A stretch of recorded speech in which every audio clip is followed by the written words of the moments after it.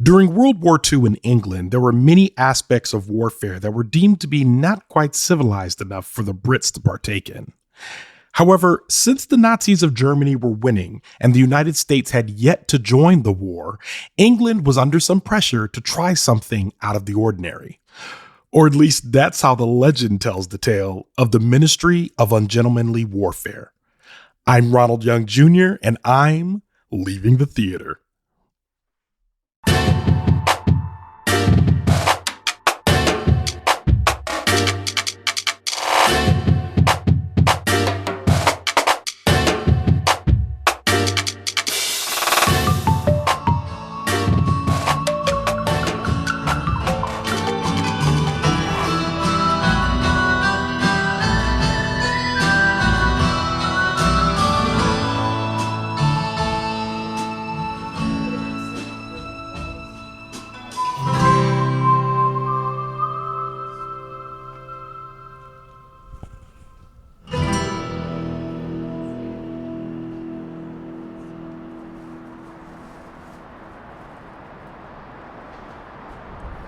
All right, this is Ronald, and I'm leaving the theater after seeing The Ministry of Ungentlemanly Warfare.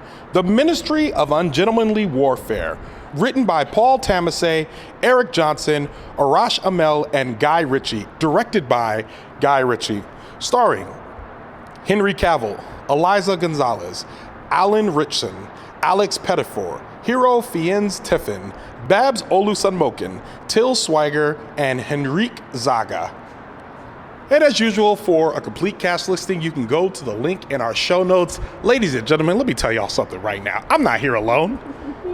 I am here for the trilogy. Yes. Part 3. Repeat. In a row. Here we go. Guess who's back with me today? We going back to back. J.C. Howard right here leaving the theater. I think that this might be the first time, sorry Nicole Hill, that I've had a guest on 3 weeks in a row. 3 going strong, baby. I mean, give the people what they want. Give the people what they want. Nicole has been on 2 times in a row, many times. I was going to say, the thing that people want is probably more Nicole Hill, but you know. I don't know if you'll think that.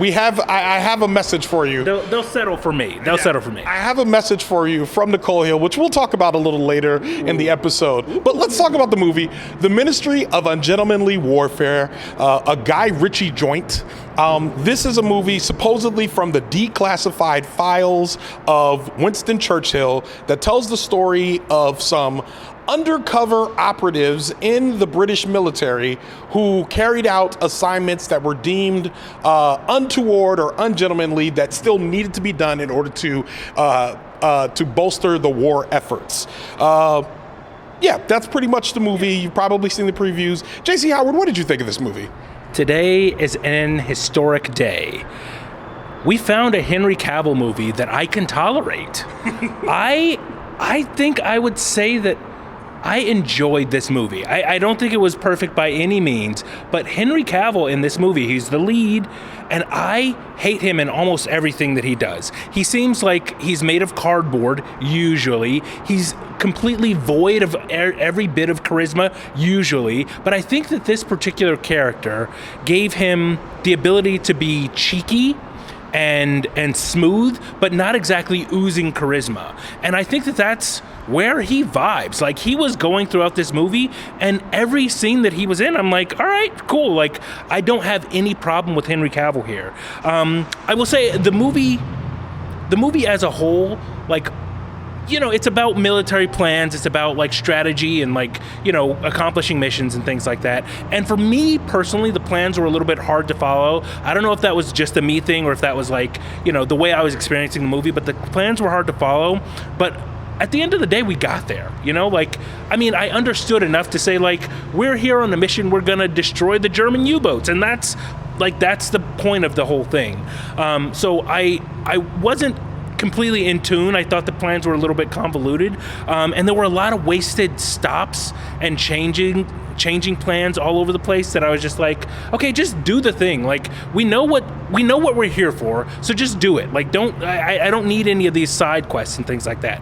But all that to say is, at the end of the day, I was like, I kind of enjoyed this movie. Like, it was boring because of like a lot of the plans. Like, if I was a different person, I would say that it was boring because of all those plans. But they gave me little bits of, I don't know, like little visual candy. It was like, it was shot well. The music was really good. The score was really nice. So it gave me enough all throughout that I'm like, all right, okay, I enjoyed this movie. As you continue talking, I have never disagreed with more critiques in my life. I loved this movie. I absolutely enjoyed it from beginning to end. This movie is a heist movie. This is Ocean's 11 if it met Valkyrie. This is actually what I wanted Valkyrie to be. This is what I love Inglourious Basterds. I love that movie. But this movie is what I wanted Inglourious Basterds to actually be, which is teams of people carrying out missions and mowing down Nazis along the way. This movie, I was sitting there at the back of my mind, I was thinking about what you said about Civil War when you said the movies are back, and I watched this and I was like, oh, JC is right. The movies are indeed back. And because the thing is that gets me is like, the first thing I said when the movie opened was, I turned to you and I was like, surprise me. And I was talking to the movie. I wanted it to surprise me. It absolutely did. The preview does not do the film justice. There is tension in this movie that is executed very well.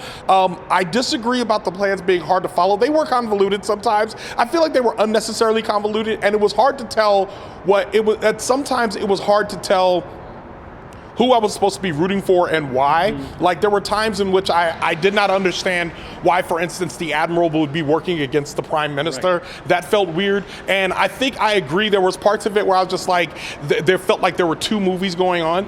There was one movie that was a spy movie, and there was another movie that was more of a covert operations movie, like a military mission. And what I found was when it was a military mission movie, I'm like, let's go.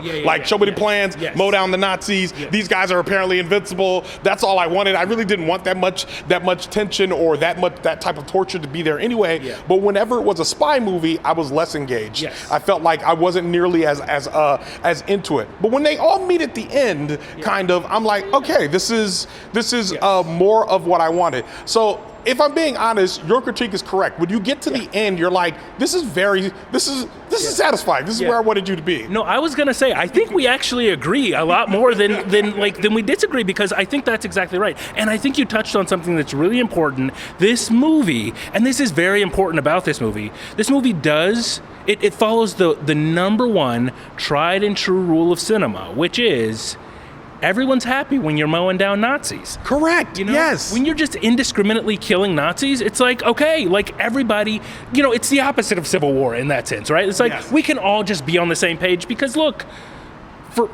we're killing Nazis. Like, that's the bottom line. That's what this movie is about.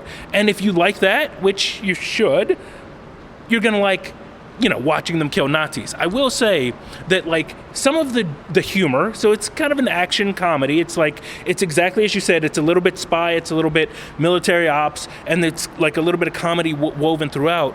I think the comedy is good. I think it wears on me a little bit. Like, the first probably third of the movie, they give you all the jokes, and then they kind of pepper them in again and just like repeat them over and over, to the point that I feel like the last third of the movie was, like, comedy-wise, as well as in some ways story-wise, it's just like, okay, I got it. Like, let's just get there in the end. But I wouldn't even necessarily take away from the movie in that. It's just an observation. It's mostly that, like, it's funny, and then the comedy can get a little bit, like, a little gritty on you. It's like, it wears on you. I have never disagreed with a critique more in my life. No, I'm kidding. I slightly disagree. I would say what I found was, it gave me the jokes that I thought what it was trying to do was give you those jokes in the beginning, and then kind of like reference the joke archetype as it moved forward, which I thought worked. There's a joke about one of the people being kind of like a klepto almost, or like just kind of just taking whatever he wants, or just treating everything as if it was a free buffet and he wasn't paying the bill, which I thought was very interesting. It was also intriguing because I think it built to his character. It gave him a little bit of character development in that he was like, well, out of prison and I don't know when they're going to put me back, so I'm going to take whatever I want, which I feel like that I easily understood that. And in the forms of jokes in which they were doing it made it good. I also liked that black people were integral to the plot in a very specific way, and I enjoyed them when they showed up. Now, they did mow down some black people, and they treated them as if they were like there to get mowed down. They were cannon fodder, for sure. Which I did not appreciate, but they were not the same cannon fodder as the Nazis in a way. Like this movie, I felt like Guy Ritchie has been like listening to a lot of critiques about the world and what's going on in it the last few years, and he came back and be like, "Hey, yo, we kill Nazis in movies. What y'all talking about? Like, there's no both sides out here. Like, the Nazis are the bad guys." And I feel like, yes, the Nazis are always like. I just Leaving the Theater is a podcast that will say on the record that the Nazis are the bad guys. They are 100% the bad guys. If I have any Nazi followers, cancel your Patreon. Leave right now. I don't want you. I don't want your money. Get out of here. You know what I mean? Nazi money don't spin right. No, it don't. It don't feel right. I don't want it. Like, get out of here. But that being said, like, just watching, it was just, again, and I was talking earlier about when we were talking about Godzilla a bit, I was talking about movies giving me what I want, and I feel like this is one that just gave me what I wanted. And you're right, it's not perfect. Some of the characters are flat. Some of the writing is a little stilted. There's good dialogue, but there's also a little bit like, this is a little smug and self-absorbed. Yes. Yeah. No. That's exactly the size of it. It was fun. Like, I mean, I want to be clear here. Like, I have some qualms with the movie, and a lot of this will come through my rating. But like, I have qualms with the movie, but I would not say don't go see it. I would say go and critique it along with us. Like, that's kind of the point. One, I mean, going meta, that's kind of the point of this show as a whole, is to like go and critique it with Ronald, go and critique it with, whoever is on the show. But like, also, this movie is enjoyable. Like, carte blanche. Killing Nazis is fun. It's always appropriate to kill Nazis. I mean, what can be said? And I think I want to be clear. I have to disagree because I've gotten the critiques that I can't be agreeing with all my guests. Otherwise, it's not nearly as good a show. But with all of that being said, we've had mild disagreement, which I think boosts the ratings a bit, gets us 1 or 2 more downloads. With that being said, what would you rate this movie here on Leaving the Theater? We rate movies out of 5 stars. And you know who I know loves the decimal system? J.C. Howard. I do. Loves the decimal system. I love a decimal. What rating do you give this film, J.C. Howard? So, because the plans for me were difficult to follow and honestly a little bit just like boring in that, like I said, there were like all those little stop-offs, I'm tempted to give this movie a 2.75. I will not, just to be clear, because this movie is too enjoyable. It is too much fun. It is too much fun to watch. For that reason, it will. I have to just push it right over the edge of the 4 and give it a 4.12. Now, the funny thing about this is, I'm rating this movie lower than you. Holy I liked it more and I'm rating it lower. I think that there were some things that this movie needs work on, but that doesn't stop me from loving it so much. I loved this movie. I will show it to my family. I'm going to tell Marilyn about it. This is a Marilyn movie through and through. My sister, like, I know who's going to like this movie, and I'm going to recommend it directly to them.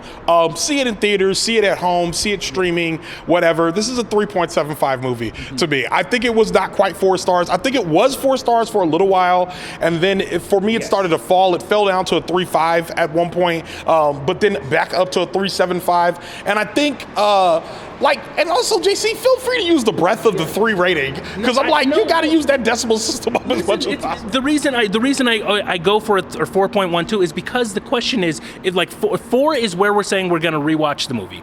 No, 3 is. Oh, 3? Yeah. Well.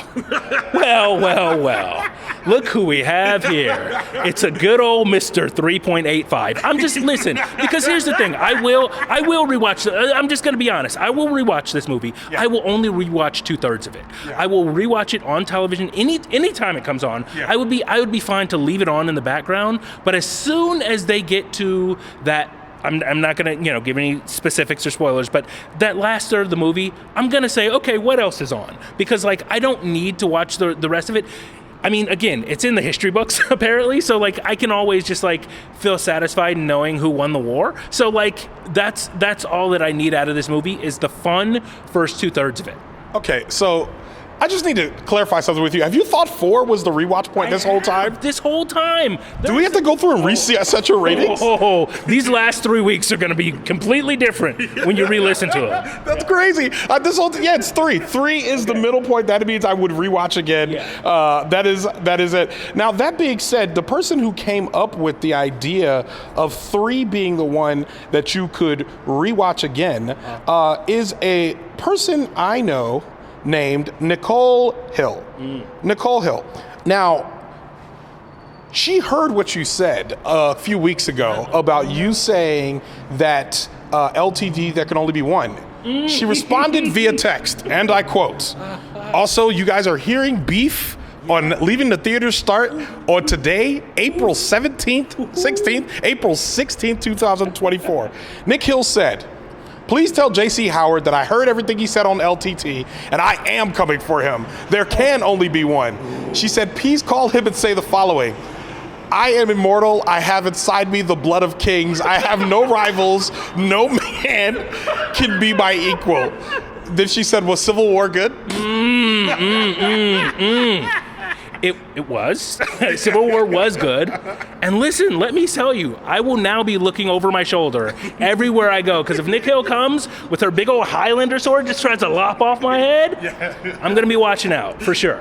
This is Beef, started fresh here on Leaving the Theater. And with that, Leaving the Theater is a production of Oh, It's Big Ron Studios. I mixed this episode. And once again, let's say you heard the last episode, Civil War, and you're like, man, that was a lot of wind noise. I had to go on YouTube and Google how to get rid of wind noise. And I don't think I did that great of a job because I listened to that episode in my car and I was like, man, that wind noise is still in there. But you know who's good at getting rid of wind noise?